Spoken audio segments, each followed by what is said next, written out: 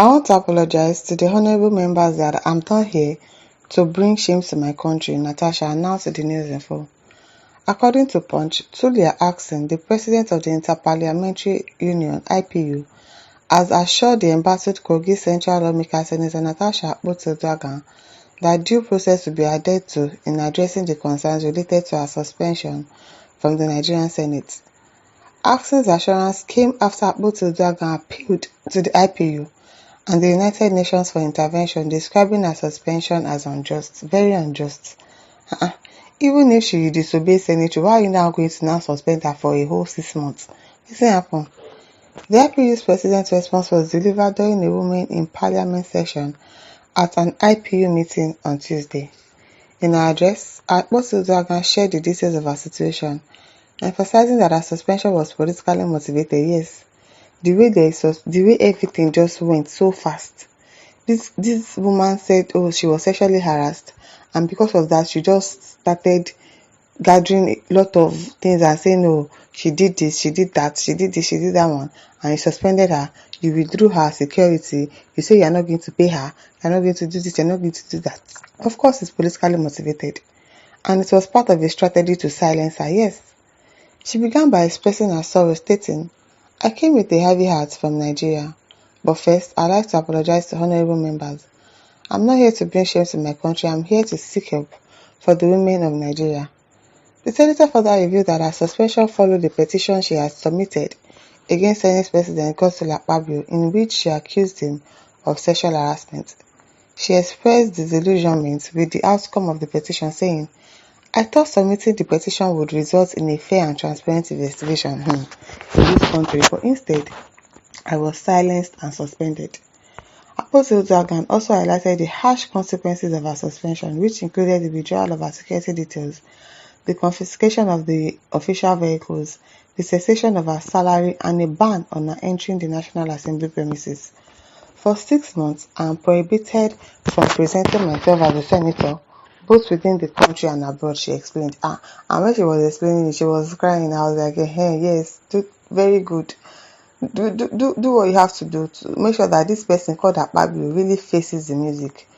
The senator described her suspension as part of a broader pattern aimed at limiting women's participation in leadership roles in Nigeria. Yes, because of course, if you can be treating senators like this, most people will not want to join politics. Most women will not want to join and say, I'd rather not go to a place where I'll be humiliated or where they'll just turn around against me just because I'm trying to say my mind.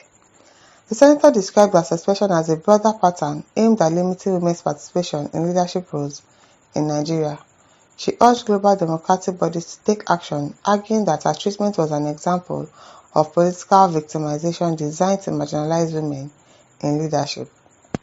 Akpabio stated, this is a blatant example of political persecution and a deliberate attempt to exclude women from leadership roles in Nigeria.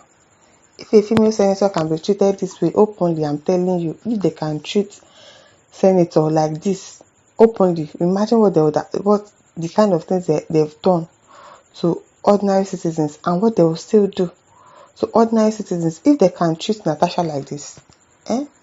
It is unimaginable how ordinary Nigerian women are treated daily in workplaces and universities. In response to her appeal, Tulia Axon acknowledged the seriousness of the issue at hand. She assured Akpabio that the IPU would follow the appropriate procedures, emphasizing that both sides of the issue must be heard before any action is taken. We have acknowledged our concerns, and as an organization we will take the appropriate actions. However, it is crucial that we hear the opposing side before making any decision. The opposing side has refused to say anything. No. It is his wife and his supporters that are coming to speak on his behalf.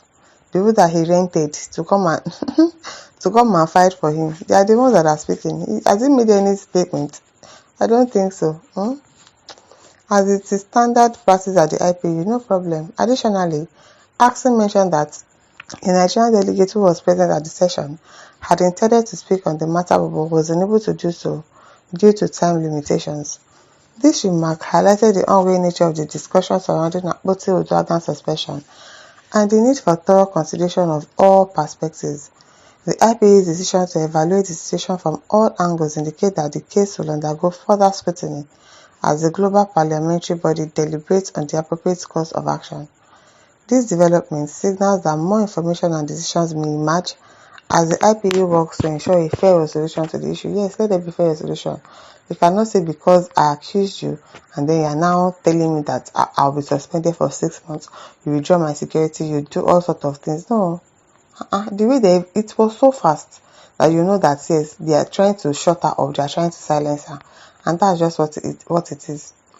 Adegoke says, our country will be better the day we put aside our emotion and judge matters sincerely. How can a senator claim to be sexually harassed when she is not a maid? Oh, you think it's only a maid that is sexually harassed? Did you hear what this one is saying? When she's not a maid. So Adegoke, you can sexually harass a maid, Abi, because you know that, oh, she's a maid, she will not be able to defend herself, she will not be able to fight for herself. Can you just imagine what you are saying?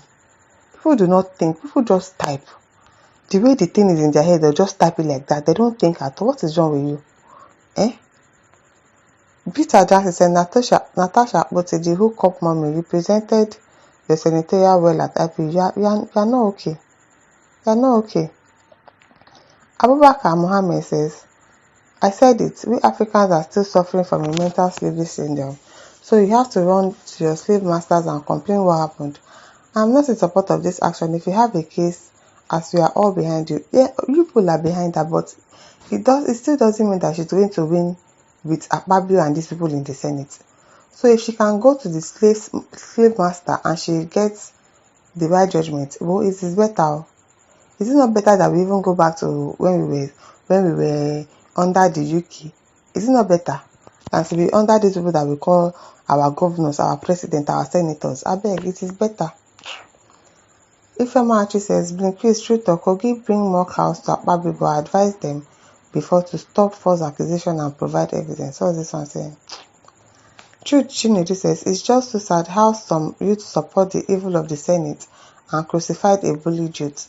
Youth can never be the leader of tomorrow because they are ill-fated. Natasha must be heard, yes, so, and justice must be served. Enough of Akpabio's mischief. It's supposed to be a watchdog over the president, but what did we get? He's been leaking the imbeciles as now, so.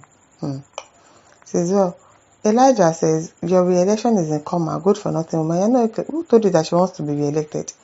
And even if she doesn't get re-elected, but she gets justice, she gets to give Akpabio what he deserves, then she doesn't need any re-election. You think that it's only politics that will give her money? Look at this one.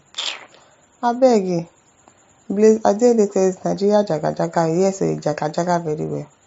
This is where my listeners, over to you. Leave your thoughts in the comment section. Don't forget to like, to share, and subscribe. Thank you for listening. See you some other time. Bye.